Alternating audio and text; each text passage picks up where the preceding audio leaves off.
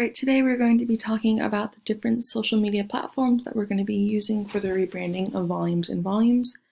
The first platform is Instagram. It's widespread, known for its use for younger audiences.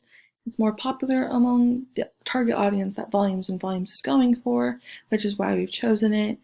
It's great for posting things such as promotional events or deals the company is having and letting it known to all who follow and to the younger audience, catching their attention.